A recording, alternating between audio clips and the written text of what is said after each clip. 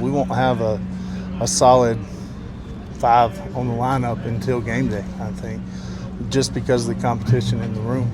And it's been great, you know, from centers to guards to tackles, the whole nine. Everybody's being pushed.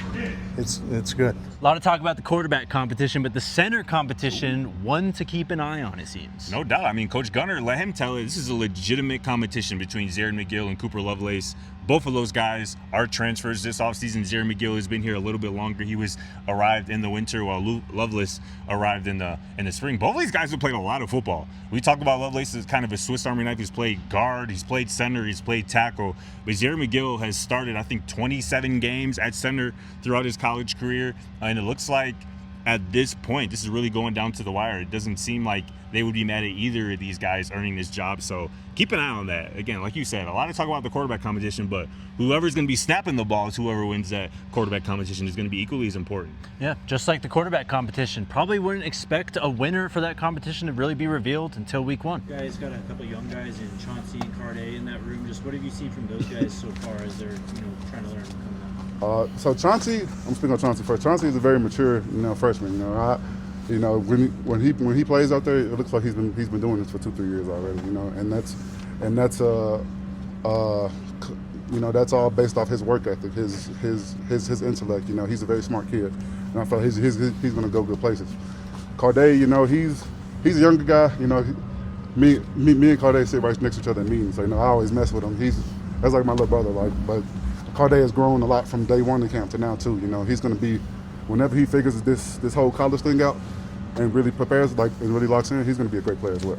Hey, you heard it right there from Xavier, who's played a lot of college football. That's some high praise for one Chauncey Gooden. This is somebody who we've raved about. I called him a future pro when I saw him, in San Antonio for the Alamo Bowl a few months ago, earlier this year in December, whenever that was. But regardless, this is somebody who we've seen have an increase in reps with some injuries on the offensive line, and Chauncey Gooden, and he looks the part. Somebody like Xavier Hill saying that it looks like Chauncey's been doing this for 2 or 3 years. Don't take that lightly. This is a future, I think, star that the Colorado football team got in the high school ranks on that offensive line. A lot of people excited about Chauncey Gooden. Gurode Smith, Xavier Hill also spoke about him. Seems like he's really taking him under his wing, too. Sits right next to him in meetings. He's going to still have some time to go, but Xavier Hill's really high on Gurode Smith and his potential down the road. And the big guy on the right tackle, just obviously a massive guy who's played a good amount of football in the SEC. But how have you kind of seen him develop throughout the spring and the fall? Yeah, the interesting thing is, when I walk behind Larry, I know how people feel when they walk behind me. and I told him for the first time, I said, Larry, can I ask you a question? I said, do you know I finally get what people see when they're behind me now? He's that huge, but I think the thing that I'm seeing from him on the field is that he's doing a really good job of learning the technique that we're teaching him. Larry's a big guy, plays heavy, but at the same time, he's smart, he understands exactly what we're asking him to do. We're seeing him be able to go in there and do some things that we're going to look for from our right tackles this year, which is good.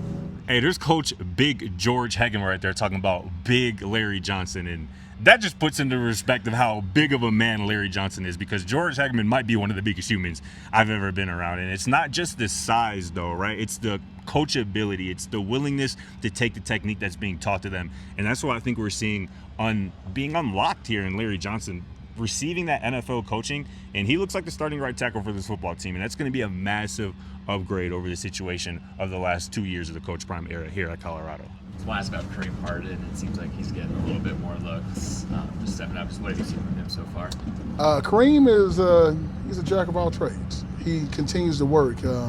He likes the challenges that are thrown out there. Some days we'll go out there and tell him he's playing on the left side. He hasn't had any reps at it. And so he'll go in, say, hey, coach, it doesn't matter what they ask me to do.